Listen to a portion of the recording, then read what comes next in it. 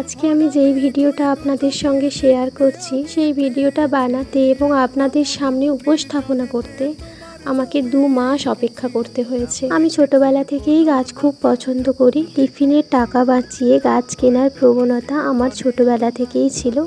কিন্তু শুধু গাছ কিনলেই তো হয় না বা গাছ বসালেও হয় না, গাছের সঠিক পরিচর্যা জানতে হয়। ছোট ছিলাম তখন আমি ডালিয়া গাঁদার পাশাপাশি চন্দ্রমল্লিকা গাছও বসাতাম, কিন্তু কখনোই চন্দ্রমল্লিকা গাছকে এইভাবে ঝোপালো করতে পারি। দিনের পর দিন অভিজ্ঞতা বাড়তে বাড়তে ফোনের সহায়তায়, ইন্টারনেটের সাহায্যে আমরা এখন অনেক কিছুই জানতে পারি। এখন বুঝি চন্দ্রমল্লিকা গাছকে ঝোপালো করার একটাই অস্ত্র, সেটা হলো গাছে গজিয়ে ওঠা নরম নরম ডালগুলোকে কেটে ফেলা। আর প্রথমে যে জিনিয়া গাছগুলো আপনারা দেখতে পেলেন সেগুলো কিন্তু আমি বীজ থেকেই বানিয়েছি। আর আপনারা কি ভাবলেন যে এই ডালগুলোকে আমি কেটেছি, ওই ডালগুলোকে আমি ফেলে দেবো? একেবারেই নয়, ওই ডাল থেকে আবার নতুন চারা হবে।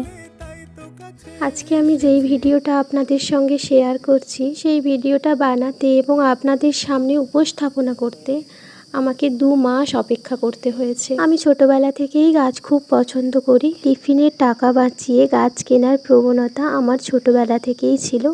কিন্তু শুধু গাছ কিনলেই তো হয় না বা গাছ বসালেও হয় না, গাছের সঠিক পরিচর্যা জানতে হয়। ছোট ছিলাম তখন আমি ডালিয়া গাঁদার পাশাপাশি চন্দ্রমল্লিকা গাছও বসাতাম, কিন্তু কখনোই চন্দ্রমল্লিকা গাছকে এইভাবে ঝোপালো করতে পারি। দিনের পর দিন অভিজ্ঞতা বাড়তে বাড়তে ফোনের সহায়তায়, ইন্টারনেটের সাহায্যে আমরা এখন অনেক কিছুই জানতে পারি। এখন বুঝি চন্দ্রমল্লিকা গাছকে ঝোপালো করার একটাই অস্ত্র, সেটা হলো গাছে গজিয়ে ওঠা নরম নরম ডালগুলোকে কেটে ফেলা। আর প্রথমে যে জিনিয়া গাছগুলো আপনারা দেখতে পেলেন সেগুলো কিন্তু আমি বীজ থেকেই বানিয়েছি। আর আপনারা কি ভাবলেন যে এই ডালগুলোকে আমি কেটেছি, ওই ডালগুলোকে আমি ফেলে দেবো? একেবারেই নয়, ওই ডাল থেকে আবার নতুন চারা হবে।